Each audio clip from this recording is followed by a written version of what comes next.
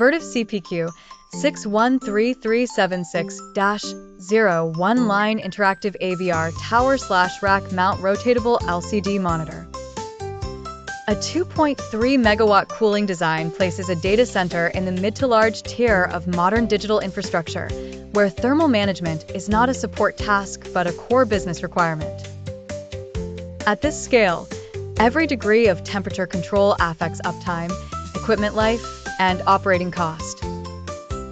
A useful way to understand the facility is to view it as a conversion engine. Electrical power enters the site.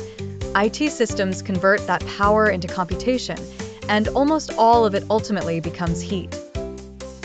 The cooling system exists to remove that heat at the same pace it is produced. In many designs, cooling capacity and IT load are closely matched, so a 2.3 megawatts cooling plant commonly supports a similar IT demand, depending on efficiency and redundancy strategy. Chilled water systems are often the preferred architecture for environments of this size. Chillers cool the water, pumps move it through computer room air handlers, and the warmed water is rejected through cooling towers or dry coolers. This creates a stable, scalable framework that is more suitable for large loads than smaller direct expansion systems. The design also gives operators more flexibility as demand changes over time.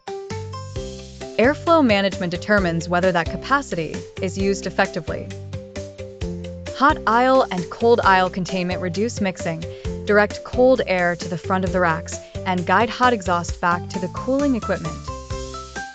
Without disciplined airflow design, even a strong mechanical plant can struggle because wasted air movement creates hot spots and lowers efficiency.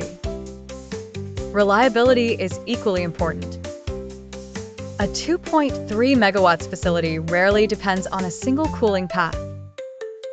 N+1 redundancy is common, allowing the plant to remain operational if a unit is taken offline for maintenance or fails unexpectedly. In more demanding environments, 2N redundancy may be deployed, duplicating major components to provide a higher level of resilience. The trade-off is clear: greater capital and operating expense in exchange for stronger protection against downtime. Efficiency metrics provide the business case for these choices. Power usage effectiveness, or PUE, shows how much overhead is required to support the IT load.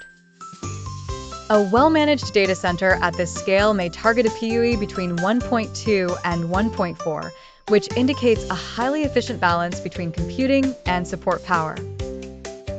Achieving that result often depends on economization, where outside air or water assists with cooling when weather conditions allow.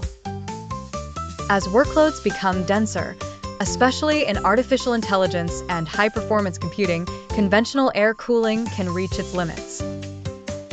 Liquid cooling approaches such as direct-to-chip systems, rear-door heat exchangers, and immersion cooling can improve heat removal and reduce dependence on large air volumes. These technologies are increasingly relevant in 2.3 megawatts designs because they support higher rack densities without sacrificing thermal stability. Control systems tie the entire environment together. Sensors monitor temperature, humidity, and airflow throughout the facility, while automation adjusts fans, pumps, and chillers in real time. The goal is not simply to cool the room, but to deliver the right amount of cooling at the right moment with minimal waste.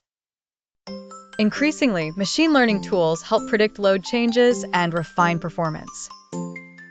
Power and water planning remain central concerns. Cooling equipment must be supported by backup power so it continues operating during electrical disturbances, and water consumption must be evaluated carefully, especially where evaporative systems are used.